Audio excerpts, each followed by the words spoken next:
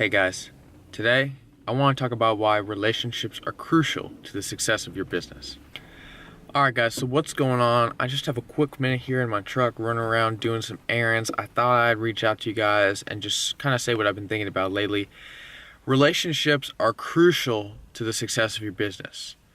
You can't have a good business without good relationships.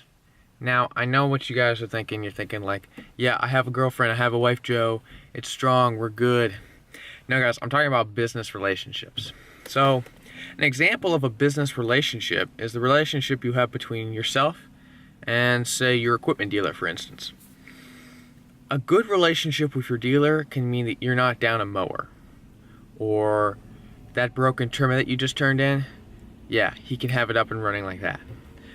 That's what a good relationship means to have with your dealer. Now, if you guys don't have a dealer that you can just walk in and start, shooting the shit with, he just is like, oh, you're gonna buy something or you're gonna get out, I would stop seeing that dealer. Now, maybe that's just the way you guys roll, but for me, I like a dealer I can walk into, I can talk to about, say, what's the market looking like, what are you guys seeing? I like hearing about that stuff. So a good dealer is kind of paramount, not just equipment, but trucks and trailers too, snow plows, heavy equipment. You want really good relationships with those dealers. And you guys may be asking yourselves, well, Joe, how am I supposed to build that relationship? Well, how do you build any relationship? It's got to come through trust. So the reason why I have such a good relationship with my dealers here back home is because I go in and visit them on my breaks, and because when I was in high school, I was very loyal to them and I bought most of my stuff just through them. So they know me from that. I recently purchased a Honda lawnmower for my grandfather. I purchased it from them and then gave it to my grandfather, who's now getting different service at a different dealer. But still, it meant a lot that I came to them to buy the mower.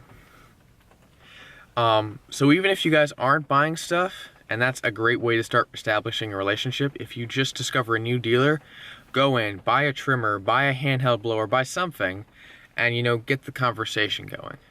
Because let's be honest, if you never buy something, you just walk in and you just want to, start shooting the shit with people, they're going to be like, dude, who are you? How do I know you? This is kind of the way you have to start that conversation. And to kind of build on the last point, my dealer and I have a pretty good relationship. And that's because they know me. Kind of build off my last point. They know who I am because I've bought stuff from them before. I go in, I talk to them. In fact, I'm home on spring break right now, and the last time I saw them was winter break. So it's been about 2.5 months since I bought that mower and gave it to my grandfather, something along those lines. That was the last time I saw him.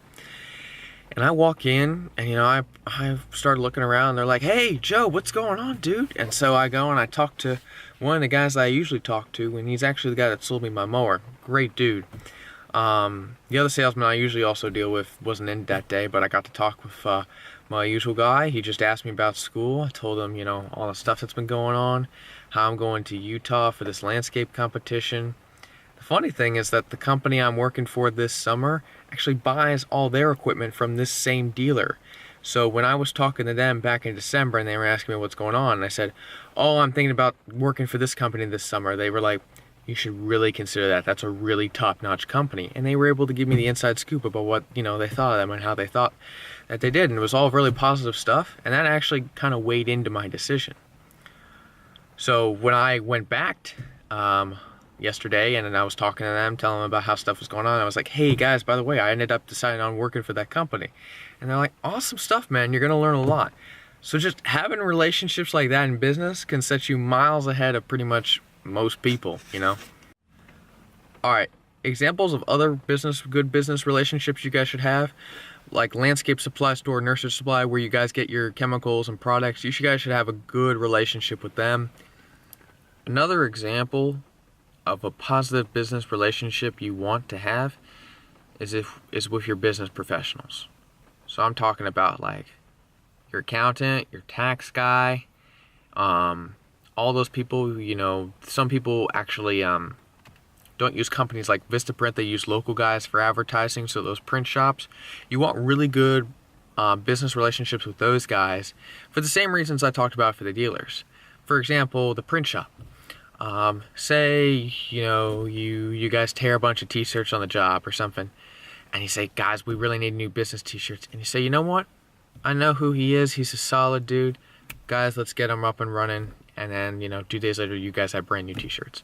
Stuff like that goes a long way, and you want really good positive business relationships with those people. And by establishing it, you do the same thing that I talked about with the equipment dealers. You have to go in, you have to talk to people, you have to buy some of their products, you have to get to know them, ask them about their interests, get to know them on a personal level. Because that can set you apart from the competition. Alright guys, the final example of good business relationships to have is with each other, your peers, fellow businesses in your area. You never know when you're going to get in a tough bind. Having somebody there, having somebody you know, having somebody you trust can really help you out.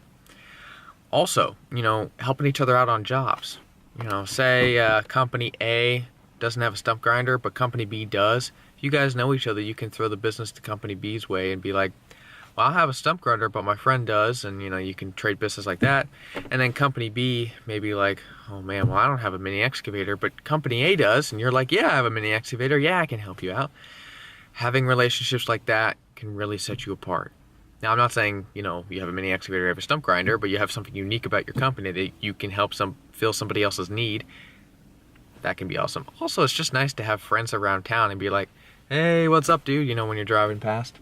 And to capitalize on that last point, guys, it's kind of why I'm going down and to see my friend JD Tractor tomorrow. It's nice to have friends with similar interests, and you guys can compare and talk about, what interests you in this industry. That's really nice to have, and that's a good, not only personal, but business relationship to have. Because, I'm thinking, down the road, maybe when I am in need of a tractor or something like that, hey, maybe I should go call JD Tractor if he has his own dealer. I already know him then from my college days, get set up with a good price on a nice tractor, and I know it's going to be good because he stands behind it. That sort of stuff like that, guys, can really set you apart in this business. So, if there's anything you guys have learned today, it's that good relationships are not only good for your business and not only good for you, they're good for everyone else around you. It's mutually beneficial. Alright guys, take care of yourselves. That's my tip of the day. Hope you guys are doing well. I'll catch you on the flip. Bye-bye.